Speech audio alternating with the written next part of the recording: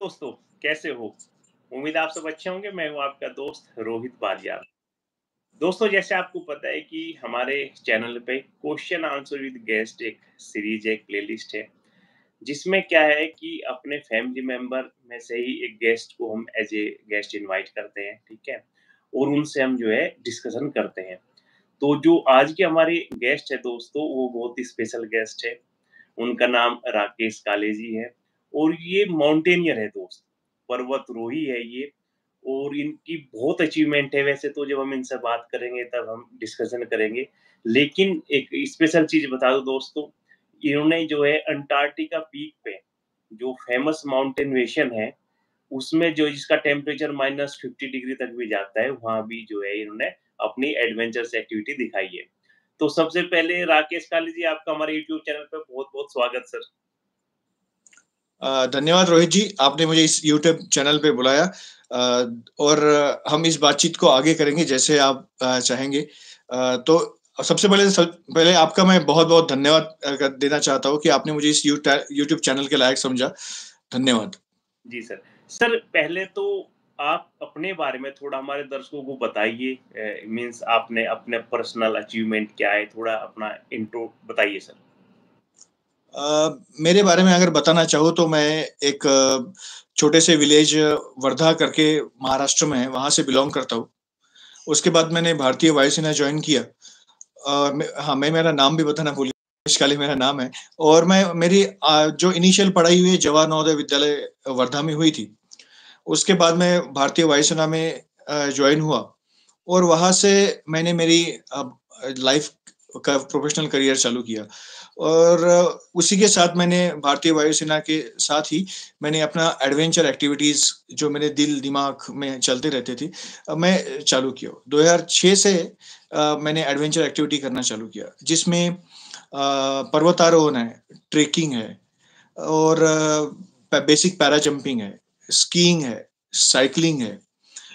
ऐसे कई सारे इवेंट्स में मैंने खुद पार्टिसिपेट भी किया है और उसी के साथ मैंने ऑर्गेनाइज़ भी किए हैं। मेरा इस अनुभव अगर मैं कथन करना चाहूँ, तो इस पर्वतारोहण के में अगर मेरा पर्सनल अचीवमेंट बोला जाए, तो मैं अंटार्कटिका का जो उच्च शिखर है, जो जिसका नाम माउंट विंसन है, ओके। मैं उसके चोटी पे मैंने अपने भारत का तिरंगा लहराया है, जिसमें बहुत अपने भारतीय वायुसेना के 5 वायुकर्मी भी थे।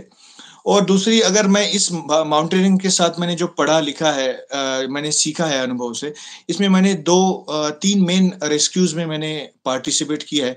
ये जो मेरे पर्सनल अचीवमेंट से भी बहुत बड़ी अचीवमेंट मैं सोचता हूँ।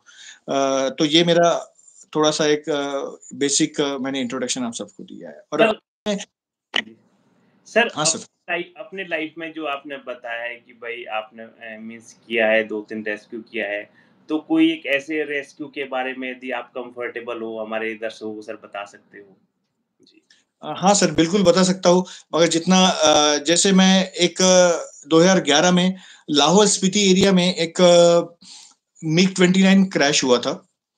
तो उसमें हम उस मिग-29 एयरक्राफ्ट को जो फाइटर एयरक्राफ्ट है भारतीय वायुसेना का, उसको ढूँढने के लिए भारतीय वायुसेना की टीम में मैं एक मेंबर था और उसमें हमने लगभग 10-15 दिन उस एयरक्राफ्ट को ढूँढा और हमें वो मिला। ये एक उपलब्धि है। दूसरा एक 2017 में एक माउंट त्रिशूल जो बहुत ही कठिन पर्वत है, उस पर्वतारोहण के मुहिम में एक मेरे अपने ही मेरे हमारे टीम मेंबर को कुछ मेडिकल इश्यू होने के कारण उसको हम रेस्क्यू करके हम नीचे लेके आए।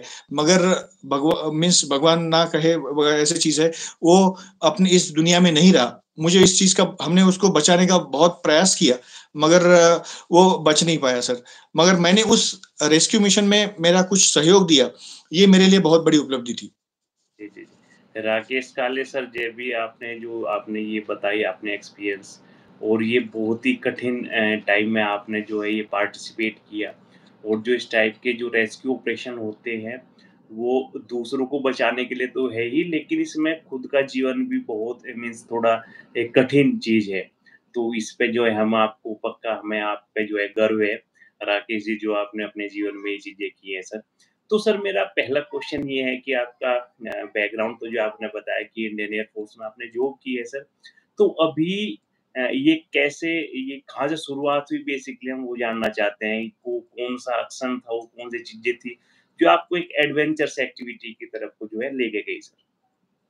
हाँ सर, इस बात पे मैं आपको ज़रूर बताना चाहूँगा। मैं बचपन से ही जैसे मैंने आपको बताया कि मैं जवाहर नवोदय विद्यालय का छात्र हूँ और वहाँ पे एक रेसिडेंशियल स्कूल है जो गाँव से जो थोड़े अच्छे पढ़े-लिखने वाले एंट्रेंस एग्ज़ाम होती है, उससे थोड़े चुनिंदा बच्चों को सिलेक्शन होता है और वो हर एक डिस्ट्रिक्ट पे है। तो वहाँ पे रहना, खाना सारा एक शासन करता है और वहाँ पे ग्राउंड खेल-कूद की सुविधाएँ अत्यंत प्रचुर मात्रा में होती है। तो वहाँ से ही मुझे मेरे खेल-कूद जो टीचर थे, उन्होंने मुझे ये खेलना, कूदना, एडवेंचरिंग एक्टिविटी में थोड़ा-सा बेसिक जो रूट में बोलते हैं खत पानी जो खाद डालना होता है, वो मेरे टीचर्स ने दिया था। और जब मैं भारतीय वायुसेना में आया, तब धीरे-धीरे मेरे दिमाग में तो ऑलरेडी था ही, तो उसमें इस खाद पानी को और थोड़ा-सा आगे बढ़ाने के लिए भारतीय वायुसेना ने मेरी मुझे फ़ायदा मिला। इसमें मैंने स्टार्ट 2006 से मैंने प्रयास किया था कि मैं एक पैरा जंपर बनूँ। मगर उस वक़्त कुछ मैं पर्सनल कुछ कमिटमेंट थी इसलिए मैं थोड़ा अवॉइड करने लगा था। 2009 में मैंने एक बेसिक एडवेंचर कोर्स के लिए मैंने अप्लाई किया और उससे फिर मैं एक मीन्स एक उच्च कोटि का एक एक अपना Nehru institute of mountaineering Uttarkashi है। तो वहाँ से मैंने बेसिक माउंटेनियरिंग किया। बेसिक माउंटेनियरिंग में उसमें ये होता है अगर आपको ए ग्रेड या उसके ए ग्रेड के ऊपर ही मिलता है, तभी आप एडवांस माउंटेनियरिंग कर सकते हो। और मैं आपको एक बता दूँ उसमें मैं उस ग्रुप में मैं उस कोर्स में मैं उस अपने या उसको रोप बोलते हैं हमारे यहाँ पे। तो I was rope leader for that team. As a defence employee मेरे में ऑलरेडी वो लीडरशिप क्वालिटीज़ इम्बाइब थी। तो मैं उसमें रोप लीडर भी था। तो I got a grading and मैंने उसके बाद एडवांस माउंटेनियरिंग किया 2009 सितंबर-अक्टूबर में। ऐसे एक सिलसिला बढ़ते गया और फिर मैं सबसे पहला जो एक्सपीडिशन मेरा था, मैं खुद को एक अंदर से अंदर किसी की टैगलाइन होती है, तो मेरी एक मैं टैगलाइन मेरे दिमाग में फिक्स करके रखा हूँ, that is born to summit. Summit का अर्थ है कि किसी भी चीज़ के ऊँचाई तक पहुँचना। जी। तो मैं मेरे दिमाग में फिक्स करते हाँ, हर बार नहीं हो पाता मगर मेरे दिमाग में मैंने मेरी टैगलाइन फिट करके रखी है कि जब भी हम किसी माउंटेन में क्लाइंब करने के लिए जाए तो हम समिट करके आए। मगर नेचर के ऊपर कुछ नहीं है, तो नेचर को सम्मान करते हुए हम ऊपर क्लाइंब करने का प्रयास करते हैं। तो अभी तक मैंने जितने भी पीक क्लाइंब किए हैं, ऑलमोस्ट 70 टू 75% पीक्स पे मेरा समिट है। तो ये मैं सोचता हूँ एक माउंटेनियर के लिए बहुत बड़ी उपलब्धि है। तो अगर देखा जाए तो मेरा माउंटेनियरिंग करियर माउंट कामेट और अभिगामिन है, जो मैंने एक Indian air force, Indian army तथा इंडियन बांग्लादेश एयर फोर्स के साथ एक कंबाइंड था, उससे मेरा माउंटेनियरिंग का शुरुआत हुआ। जी, जी, जी। और ये सिलसिला ऐसे एक्सपीडिशंस ट्रेक करते हुए लगभग मेरे अभी तक 25 ट्रेक्स और माउंटेनियरिंग एक्सपीडिशन हिमालय में हुए हैं। जे एंड के हो गया, हिमाचल प्रदेश हो गया, लद्दाख हो गया, उसके बाद उत्तराखंड में हो गया। इन इलाकों में मैंने मैक्सिमम टाइम माउंटेनियरिंग किया है। और जैसे मैं इनिशियल में आपको बताया हो कि मेरा कुछ जो 2-3 सर्च एंड रेस्क्यू मिशंस में भी मैंने पार्टिसिपेट किया है। जी, और इसके साथ मैं बेसिक पैरा जंपिंग भी किया हूँ, जो आकाश से हम कूदते हैं। तो ये एक आगरा में भारतीय वायुसेना कोर्स करवाती है, मैंने बेसिक वो भी कोर्स किया है। जिसके जी, और एडिशन टू दैट मैं एक फिजिकल इंस्ट्रक्टर था भारतीय वायुसेना में, तो इसका और मुझे बोनंज़ा मिला। जी, जी, जी। तो ये मेरे साहसिक जीवन का थोड़ा-सा एक परिचय मैं आपको दे रहा हूँ सर। नहीं, नहीं सर, हमें तो और मैं पूरे यकीन के साथ कह सकता हूँ कि जो आज हमारे दर्शक आपकी ये वीडियो देख रहे होंगे या बाद में देखेंगे, उन्हें इसका बहुत बेनिफिट मिलेगा। तो सर ये बताइए सर जैसे तो एक आम आदमी जो कि आप तो स्पेशल एक कैटेगरी में रहे कि भाई माउंटेनियर बन गए। तो ये बताइए सर एक आम आदमी को कि इसका माउंटेनियर का फ़ायदा क्या है? मीन्स क्या इसके बेनिफिट है सर? अगर माउंटेनियरिंग का देखा जाए तो आदमी का पूरा ढाँचा, दिल, दिमाग वो बोल और उसको एक सुदृढ़ बनाने का काम माउंटेनियरिंग करता है। स्टार्टिंग फ्रॉम बेसिक बेसिक अगर हम शुरुआत करें तो माउंटेनियरिंग हमें डिसीजन मेकिंग पावर देता है। अगर मैं अगर नॉर्मल ज़िंदगी को अगर मैं कंपेयर करूँ, तो जैसे हम रास्तों पे चलते हैं, हमारे रास्तों पे लिखा होता है कि सपोज़ मुझे नागपुर से मेरे होम टाउन में आना है, तो मेरे हर जगह पे माइलस्टोन्स रखे होते हैं कि भाई नागपुर से वर्धा इज़ 75 किलोमीटर अवे। तो माइलस्टोन हमारे पहाड़ों में ना माइलस्टोन है, ना कुछ है। हमें अगर टॉप तक पहुँचना है, तो हमें पहले प्रिपरेशन करना पड़ेगा किसी भी चीज़ का। तो हम उसके चीज़ चीज़ के लिए वैसे ही अपने जीवन में अगर हमें कुछ सक्सेसफुल बनना है, तो हमें किसी चीज़ का पहले प्रिपरेशन करना पड़ेगा। तो वो चीज़ starting from I am comparing personal life with mountaineering, क्योंकि ये हर एक जो एक सामान्य बंदा है, सामान्य इंडिविजुअल है जो माउंटेनियरिंग या ट्रेकिंग नहीं करता, जी, जी। उसको ये समझ में आ जाए। क्योंकि लाइफ में अगर अचीवमेंट करना है तो हमें कुछ बेसिक प्रिपरेशन चाहिए होता है। तो बेसिक प्रिपरेशन के लिए हम पहाड़ों में चढ़ने के लिए सबसे पहले हम मैप्स का इस्तेमाल करते हैं कि हाँ, मैप में पूरा थोड़ा-सा एक्सप्लेन लिखा होता है कि यहाँ पे डीप ग गहरी खाई है। तो हम उसका अध्ययन करते हैं और उसके साथ ही हम सबसे पहले तो हम खुद को मानसिक तरीके से तैयार करते हैं। क्योंकि हमें पता होता है कि हम पहाड़ पे जाने वाले हैं, हम रिस्क लेने वाले हैं। तो हम खुद को मानसिक तरीके से रेडी करते हैं और उसके बाद हम शारीरिक तैयारी पे भी लग जाते हैं। लगभग 2-3 पहले, 6 महीने पहले ये तैयारियाँ चलती रहती है। तो preparation is the one means हर चीज़ के लिए प्रिपरेशन जो इम्पोर्टेंस होता है, वो हम माउंटेनियरिंग हमें प्रैक्टिकल लाइफ से जोड़ता है। अब जब हम रियल लाइफ में अपना प्रिपरेशन करके सारी चीज़ों का सूझबूझ करके जब हम पहाड़ों में आते हैं, तब हमें एक चीज़ पहाड़ सिखाता है, टीम एफर्ट्स। जब हम अपने टीम के साथ चलते हैं, तो सबसे पहले हमें सिखाया जाता है कि अपनी टीम को नहीं छोड़ना है, चाहे कुछ भी हो जाए। क्योंकि वहाँ पे और उसमें ऊँच-नीच अ, इसमें ये कुछ भी नहीं होता। जो हम अपने टीम मेंबर है, चाहे उसमें फीमेल हो, मेल हो, चाहे कोई भी कास्ट डिस्क्रिमिनेशन ऐसा कुछ नहीं होता। क्योंकि पहाड़ किसी को कुछ नहीं जानता कि ये मेल है, ये फीमेल है, इसका कास्ट है। तो ये हमें और एक चीज़ पहाड़ सिखाता है कि no discrimination, all are equal in world. तो हमें हमारी थॉट प्रोसेस को एलिवेट करने का जो एक प्रोसेस है, माउंटेनियरिंग सिखाता है। तो एक टीम एफर्ट्स हो गया। उसके बाद जैसे मैंने आपको बताया थी डिसीजन मेकिंग।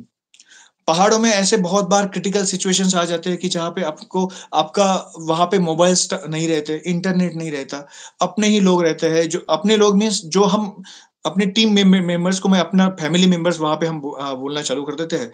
वही लोग रहते हैं और आपको जानकर ये खुशी होगी, अगर मैं किसी के साथ अगर 10 दिन का भी कोई एक एक्सपीडिशन या कोई पर्वतारोहण कर देता हूँ, तो उसके घर के बारे में मुझे टॉप टू बॉटम पूरा पता चल जाता है। क्योंकि हम उसके साथ पूरा नेचर के साथ हम रहना चालू कर देते हैं। टेंट में रहना है, वहीं पे उसके साथ खाना बनाना है। तो उस वक़्त हमारे पास मोबाइल नहीं रहता, तो हम एक-दूसरे से एक आंतरिक दृष्टि से जुड़ जाते हैं। तो मीन्स एक हम ह्यूमन बीइंग है, तो ह्यूमन से हम जुड़ जाते हैं, तो ये भी एक बहुत बड़ी उपलब्धि है पहाड़ों की। तो ऐसे एक टीम गेम हो गया और दूसरा एक हमें कुछ अपने लक्ष्य को पाने के लिए दैट इज़ मैं आपको इसके पहले भी बता चुका हूँ, समिट तक पहुँचने के लिए हमें अपने टीम में के साथ हमें आगे बढ़ना होता है। तो इसमें बहुत सारे डिसीजंस मेकिंग होती है कि हाँ, आज वेदर ठीक है, तो आज क्लाइंब करेंगे। आज वेदर ठीक नहीं है, तो हम अपने टीममेट्स के साथ यहाँ पे बैठेंगे। तो ये सारा चीज़ हमें माउंटेनियरिंग सिखाता है, risk taking, decision making, team leadership, team में कोहेजन, ये सारा चीज़ हमें माउंटेनियरिंग सिखाता है सर। एडिशन टू दिस हमें अपने लक्ष्य को पाने के लिए कठोर मेहनत भी करनी पड़ती है, ये भी हमारा माउंटेनियरिंग सिखाता है। और हाँ, हमें नेचर के साथ जुड़े रहने का एक बहुत बड़ा मौका मिलता है, ये हमें पहाड़ सिखाते हैं सर। जी, जी, जी। थैंक यू सर, आपने इतने सारे बेनिफिट बताए रियल में। मीन्स क्या है कि बहुत सारे बंदे जो इसके बारे में सोच रहे होंगे काफ़ी मोटिवेट होंगे। और सर मेरा जो अगला क्वेश्चन आपसे ये है कि जब आप सर्विस में थे, तो चलो उनकी साइड से हुआ जो भी प्लान हुए। अभी जैसे आप एक रिटायरमेंट लाइफ जी रहे हो, अभी आप वहाँ से रिटायर हो गए। तो सर अभी आपने इसके बारे में, एक पर्वतारोहण के बारे में, उसमें अभी आपने क्या प्लानिंग किया, सोच रहे हो या क्या है सर इसके बारे में? आफ्टर रिटायरमेंट आप क्या सोच रहे हो इस फील्ड के बारे में? सर ये बहुत अच्छा क्वेश्चन है सर। बेसिकली भारतीय वायुसेना में 20 साल देने के बाद और इतना अनुभव लेने के बाद मैं जो जिस बैकग्राउंड से आता हूँ, वो एक बहुत रूरल है, ग्रामीण विभाग है। हमारे यहाँ पे फार्मर्स के लिए बहुत मीन्स कठिनाई, हमारा फार्मर यहाँ पे काम करके अपनी जीवन जी रहा है। यहाँ पे जैसे मेट्रो सिटीज में हो गया, सैटरडे संडेज को छुट्टी होती है, लोग एडवेंचर की तरफ बढ़ते हैं। हमारे किसान भाई, यहाँ के जो लोकल लोग हैं, इनके लिए एडवेंचर वही है। तो यहाँ पे एडवेंचर जैसे साइक्लिंग हो गया, माउंटेनिंग हो गया, इस चीज का कुछ भी एक बेसिक चीज भी पता नहीं है। तो मैं ये सोचा कि इतना अनुभव लेने के बाद क्यों ना ये चीज अपने अपने लोकल एरिया में मैं इम्पार्ट करूँ। और एक रॉक क्लाइंबिंग एक करके एक इवेंट होता है जो आर्टिफिशियल रॉक क्लाइंबिंग होता है। इसमें ये अभी ओलंपिक इवेंट में जा रहा है सर। ओके। ओलंपिक इवेंट होने जा रहा है। तो मेरा इस ख्याल से मैं अपने और कुछ पारिवारिक अपनी रिस्पॉन्सिबिलिटी की वजह से भी मैं भारतीय वायुसेना से रिटायरमेंट लिया। तो ये इस एडवेंचर सिलसिले को अपने लोकल एरिया में इम्बाइब करने के लिए, उसको प्रोत्साहन देने के लिए मैं ये मैंने खुद का एक इंडिविजुअल एक K2 ट्रिक्स एंड एडवेंचर करके मैंने खुद का एक कंपनी एस्टेब्लिश किया है sir. Very cheap and reliable sources को मैं अप्लीकेबल करके, मेरे अनुभव को यूज करके मैं इस चीज को प्रमोट करता हूँ सर। जैसे एक अगर एग्जांपल देना चाहूँ तो अभी 8 मार्च जो वुमेन्स डे सेलिब्रेशन होता है सर, तो मेरे तरफ से एक मेरा छोटा सा प्रयास था। हमारे वर्धा डिस्ट्रिक्ट की लगभग 9 लड़कियों को मैं लड़कियों को नहीं, सॉरी, मैं उनको लड़कियां बोलूंगा तो उनको अच्छा लगेगा। वो लड़कियां नहीं थी, अबव 45 एज की लेडीज थी, मैक्सिमम टीचर्स थी। उन्होंने पहाड़ कभी देखा नहीं था।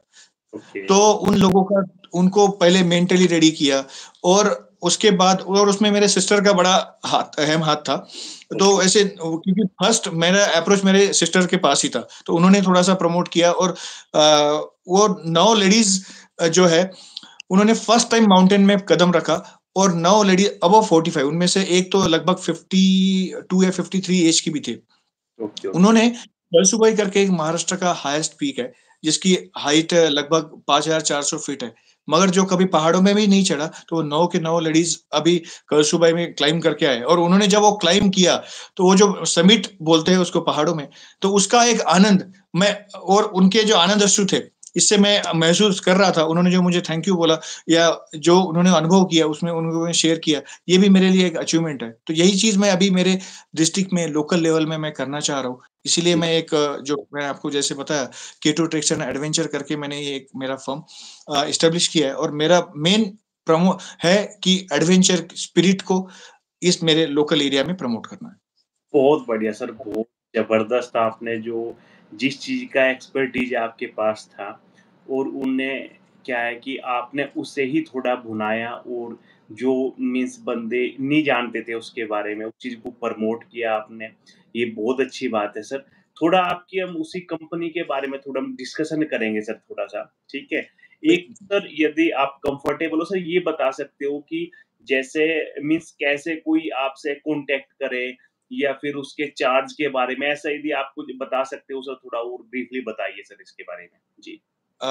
सर मेरा अभी K2 ट्रिक्स एंड एक इंस्टाग्राम चैनल भी है सर, मैं आपको लिंक में शेयर कर दूंगा सर। ठीक है। उसके साथ sir basically charges for me now जो है, मैं minimum cost to cost cutting रख रहा हूँ।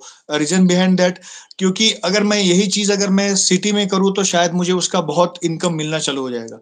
मगर मैं ऐसे इलाके में हूँ जहाँ पे मुझे ये जो कस्टमर्स है, कस्टमर्स नहीं बोल सकते, जो लोगों को प्रमोट करना ही मेरे लिए फर्स्ट प्रायोरिटी है। तो मैं जैसे बाहर अगर कोई 5000 रुपीज अगर किसी कॉस्ट को ले रहा हूँ, तो मैं उसको कॉस्ट कटिंग करके 3200 में ही लेके आता हूँ।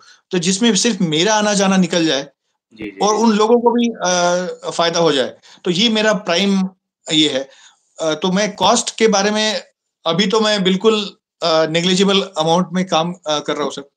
और अगर इंडिया लेवल पे अगर देखा जाए, तो हम भारत मीन्स 4-5 लोग हमें ऐसे ही भारतीय वायुसेना से रिटायर हुए हैं। तो हम इसी चीज को प्रमोट कर रहे हैं सर, कि adventure spirit in true value that should be imbibed in the minds of young youth of our India. जी। अभी मैं ट्रेकिंग्स के जो रील्स और वीडियोस देख रहा हूँ, में सिर्फ लोग जाते हैं पहाड़ों में, प्लास्टिक का यूज करते हैं, वहां पे दारू सिगरेट नाच डांस करते हैं। मगर ये पहाड़ दीज आर नॉट माउंटेनियस। ये सब जो है अपनी अय्याशी मजे के लिए जाते हैं। तो बेसिकली ये जो माउंटेनियर का जो एक ब्रिज होता है वो इम्बाइब करना हमारा काम है। लोग अभी पहाड़ों में जाते हैं, वहां पे अपना पार्टियां बनाते हैं, बड़े बड़े जोर से डीजे लगाते हैं, डांस करते हैं। एक तरीके से हम नेचर को हार्म कर रहे हैं। तो एक सस्टेनेबल एक डेवलपमेंट ऑफ नेचर वो करने का हमारा प्रयास रहेगा सर, जिसमें price is negligible but values are important. तो ये चीज के ऊपर फोकस करके हम काम करते हैं सर। सर बहुत बढ़िया, आपने बहुत अच्छा मैसेज भी दिया आपने। जो भी चीज़ें मैं भी सर देखता रहता हूँ न्यूज़ वगैरह में भी, जो हिमाचल में वगैरह में बहुत जो प्लेन एरिया से जो है, पहाड़ के एरिया में खासकर गर्मियों में, हमारे नॉर्थ इंडिया में सर बहुत जाते हैं। जो जो सिटी है मान लो दिल्ली या बड़ी-बड़ी शहर के, वो गर्मियों के टाइम में जब बच्चों की छुट्टी पड़ जाती है, तो वे पहाड़ की सर तरफ करते हैं, जैसे हिमाचल हो गया। तो फिर वहाँ भी जो वहाँ के आदमी है या प्रशासन है, उनकी भी एक तरह की शिकायत ये रहती है कि भई वो आके जो है बहुत गंदा करके जाते हैं। ये भी सर एक सोच बिल्कुल बात है कि हम वहाँ जा रहे हों, ये नहीं कि मज़े के लिए जा रहे हैं। ठीक है, एन्जॉय के लिए जा रहे हैं, लेकिन वो थोड़ा देखना है हमें कि भई को हम गंदा तो नहीं कर रहे हैं कहीं। जैसे हम स्वच्छ भारत की हम बात करते हैं, तो स्वच्छ वो हर जगह स्वच्छ रहना चाहिए, वो चाहे प्लेन हो या पहाड़ हो सर। सर हमारा सर बिल्कुल नेक्स्ट क्वेश्चन सर ये है, जैसे आप एक्सपर्ट हो सर इसके, माउंटेनियर के, एक पर्वतारोही हो। इसमें सर एक कॉमन आदमी के माइंड में ये आता है कि इसमें रिस्क कितना है? इसमें जोखिम कितना है सर? उसके बारे में हम सर बताइए हमें। सर, अगर हम जिंदगी जी रहे हैं तो वो भी एक रिस्की है सर। बिल्कुल। आज मैं मेरे घर से बाहर जाऊं जी, और रोड पे मेरा भी अगर कुछ एक्सीडेंट हो जाए, मेरे बिल्कुल। गलती से नहीं, किसी दूसरे की गलती से, दैट इज आल्सो रिस्क। जी, जी, बिल्कुल सर, बिल्कुल, बिल्कुल। मगर जिसमें अगर रिस्क देखा जाए तो रिस्क तो है। ये माउंटेनियरिंग में रिस्क तो है, मगर आपको सूझबूझ के साथ अगर आप करोगे तो आई सेड आपको इसको सैटिस्फैक्शन ही मिलेगा। तो रिस्क के अगर बारे में देखा जाए तो हम 50% रिस्क का कह सकते हैं। हमें नेचर को रिस्पेक्ट करना चाहिए, तो तभी हमें नेचर रिस्पेक्ट करेगा। ओके। अगर हम बोलेंगे कि आगे स्नोफॉल हो रहा है या हमें वेदर से इंडिकेशन दे रहा है, मीन्स ऐसे नेचुरल बहुत सारी गतिविधियां है सर, जिससे हमें पता चल जाता है कि हाँ कल का मौसम खराब होने वाला है। जैसे विंड जो होती है, अगर टॉप टू बॉटम फ्लो हो रही है या बॉटम टू टॉप फ्लो हो रही है, इससे हम इंडिकेशन, हमें छोटा सा जो मेट्रोलॉजिकल सिस्टम्स है नेचुरली जैसे पुराने जमाने में होता था, तो वही सिस्टम्स को हम वहां पे एज ए इंडिकेशन मानते हैं कि अगर पूरे बादल छाए हुए हैं तो शायद को क्या होगा, स्नोफॉल होने वाला है या नहीं होने वाला है। तो ये छोटे-छोटे इंडिकेशंस को हम अगर समझ ले, तो इस माउंटेनियरिंग में देखा जाए तो बहुत कम रिस्क है। एज़ कंपेयर टू, तो मैं तो बोलता हूँ माउंटेनियरिंग में ज़ीरो रिस्क है, क्योंकि हम अगर रास्ते में चले जाएँ तो कोई रास्ते में कोई ठोक के चला जाएगा, इसका ज़्यादा रिस्क मुझे लगता है। क्योंकि जो अपना व्हीकल्स का लोग जो जैसे इर्रेस्पॉन्सिबिलिटी से चलाते हैं, वो जी। देखते हुए मैं सोचता हूँ कि माउंटेनियरिंग में ज़ीरो रिस्क है। सही कहा सर, काले सर। मीन्स जैसे हमारा बहुत सारा गडकरी सर बहुत फ़ोकस करते रहते हैं कि भाई थोड़ा बहुत सेफ चलाओ, और चालान वगैरह भी बहुत स्ट्रिक्ट कर लेते हैं, लेकिन उसके बावजूद भी वो जो हेलमेट है वो हाथ में ही रखना पसंद करते हैं, जो आज के यूथ है। तो वो बिल्कुल। सर माइंडसेट तो थोड़ा चेंज करना पड़ेगा। दूसरा सर हमारा ये नेक्स्ट क्वेश्चन था, जैसे आपकी सर डिफेंस बैकग्राउंड से सर आप हो, ठीक है? और अभी सिविल में आपने एक मीन्स कि एक कंपनी सर स्टार्ट की है, ठीक है? तो सर आपके लिए क्या चैलेंज रहा या क्या आपको चैलेंज लगा है मीन्स सिविल में जैसे आपने एंटर किया, तो उसके अनुभव के बारे में, क्योंकि आपका जो 20 साल की आपने सर्विस दी, तो ये एयर फोर्स में थी सर, वो तो बिल्कुल डिफरेंट एनवायरनमेंट था वो तो सारा का सारा। अभी आप ऐसे जैसे स्टार्टअप कह लो या कि कोई चीज़ हम शुरू करते हैं, ठीक है सर? तो सिविल में आपको क्या चैलेंज लगे सर, उसके बारे में थोड़ा बताइए? जिससे कोई नया बंदा भी कोई स्टार्ट करना चाहेगा, कुछ भी स्टार्ट कर रहा हो, तो उसे क्या चैलेंज लगे जिससे वो कुछ सीख सके सर? बिल्कुल सर, इसके बारे में बताना चाहूँगा। जैसे मैंने, मीन्स ये सच में एक चैलेंज ही है, और जहाँ से मैं चालू चालू किया हूँ, जैसे मैंने एक छोटा-सा मैंने बताया, मार्च में मैंने जो करवाया, उसके लिए मैं 2 महीना बहुत सारे ऑर्गनाइज़ेशन से मिला कि मुझे एक्टिवली करना है, मगर मुझे ज़ीरो रिस्पॉन्स मिला। तो आई वाज़ टोटली डिप्रेस्ड कि यार ये क्यों कर रहा हूँ मैं करके। हुँ, मगर जब ये अपने फैमिली मेंबर, जैसे मैंने आपको बताया, मैंने सिस्टर्स के साथ बात किया, personally in one two one individual जाके बात, नहीं ऐसे होगा, ऑपरेशन किया करवाया, और उसके बाद जो मैंने चैलेंज फेस किया कि उनको हाँ, उनका भी फिर एज़ अ लेडीज़ मैंने उनको I should appreciate them as a ladies उनको अपने पति को इन्वॉल्व करना है उसमें, अपने सास-ससुर को इन्वॉल्व करना है। दे एग्रीड कि हम आएँगे करके और उन्होंने उनको उनके साथ मैंने वो कार्रवाई की है सर। तो उसमें मुझे करने के लिए मुझे जी, जो अभी भी मैं मुझे ले रहा हूँ, मैं ऑल्दो मेरा इनकम जो मेरा प्रीवियस था, उससे मैं अभी बहुत डाउनफॉल पे आ चुका हूँ, मगर I will sustain on this fact कि जी, मुझे पता है कि मैं लंबे समय तक इस पे अगर मैं कंटिन्यूअस चलूँगा, तो I will get success and I will promote adventure and the जो जिस चीज़ के लिए मैं एस्टेब्लिश किया हूँ, तो जी, ये जी, चीज़ मैं पक्का यहाँ पे करूँगा। मुझे थोड़ा ये एक तो फौजी तरीके से सिविल तरीके में भी थोड़ा-सा एडजस्ट होने में भी समय लगता है। जी, एक जी, हम बोलते हैं पंक्चुअलिटी जो हर फौजी में है। जैसे आज का अगर सेशन के बारे में अगर हम बात करें, आपने मुझे बताया था कि 9 o'clock I will share the link and you have shared at 8:59 तो ये चीज़ का भी मुझे थोड़ा-सा यहाँ पे लगता है कि बाहर मुझे पंक्चुअलिटी बाहर है, मगर एज़ कम्पेयर टू डिफेंस बहुत कम है। तो इसका भी कहीं न कहीं थोड़ा-सा इफ़ेक्ट लगता है मुझे। तो चैलेंजेस तो है सर सिविल में, बट फेस करना जिस चीज़ के लिए हम आए हैं, तो I will face for that इसके लिए इस हम बोल सकते हैं ये ग्रूमिंग पीरियड है। जी, जी। जो बीज अभी हमने ज़मीन में डाला है, तो इसको केयर एंड टेक केयर करना मेरा काम है। तो I will do it for 2-3 years and let us see what happens. जी, सर इसमें एक रीज़न ये भी हो सकता है क्योंकि जब कोई भी बंदा देखता है, कोई जो उसने चीज़ देखी नहीं है, मान लो नई चीज़ें हैं। यदि आप कोई बिल्कुल। ऐसा स्टार्टअप करते जो ऑलरेडी हमारे मीन्स समाज में, हमारी सोसाइटी में है जो चीज़ें, वो ईज़िली हुँ, ज़्यादा क्वेश्चन आंसर नहीं पूछते, कोई कुछ नहीं पूछते क्योंकि आपने जो चीज़ चुनी है, वो बंदे को एक अलग से दिखाई देती है कि भई ये तो अलग से चीज़ है। ठीक है सर?